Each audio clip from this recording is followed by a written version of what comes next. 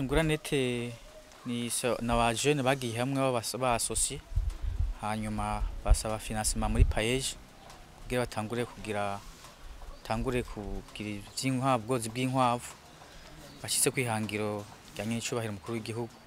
Twatanguye dufise inkwavu amajana 38 harimwo ibisuguru 44 n'ibivyara amajana 234. Aha habaye ibikorwa vyinshi kugira twubake aho mugambi muremure kugira twubake aya mabatima dukwikije ku manorme izo technique. Ona ngaha dufise amabatima ane afise imiji itandukanye. Hariho deux bâtiments pour la maternité na deux bâtiments pour engraissement. Wana kuntu zigenda zirakurikirana.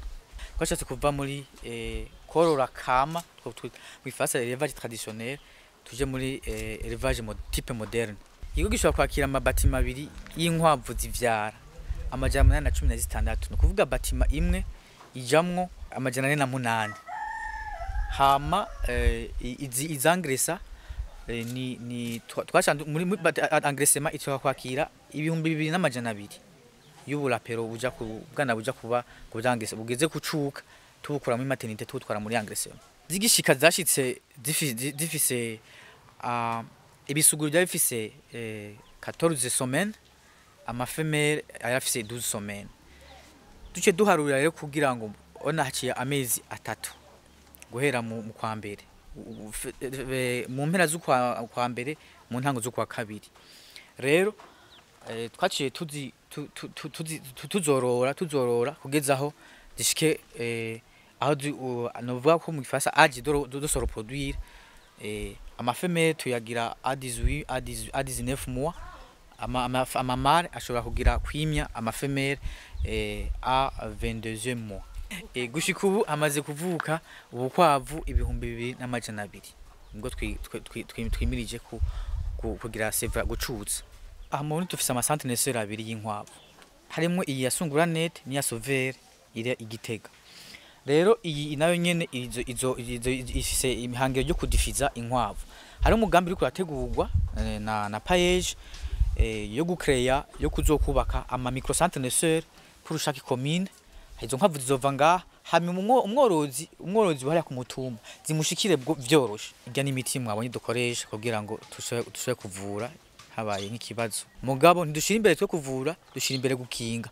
Cyo gituma mwabonye ama règle de biosécurité guhera ducinjira hariya tugakaraba tukidesinfecta dans les mains tugahindura impuzu twatwambaye hama tukinjira tugahindura ibirato byose kugira ngo dukingire ikigo cacu ntihaze ingwara zivuye hanze kugira ngo ivyo macugane tuvyevite turabwidentifie. Cyo gituma neretse umwe muri mwebwe ifishi hariho mâle ni kuvuga urusuguru rwa femelle yimije zose dans les 6 bandes doit d'office muri imici 6 doit d'office.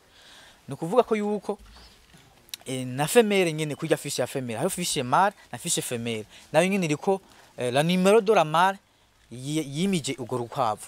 Ibyo byose biradufasha kugira ngo ntihazobe amacugane. Twagiye turazigabura mu mice.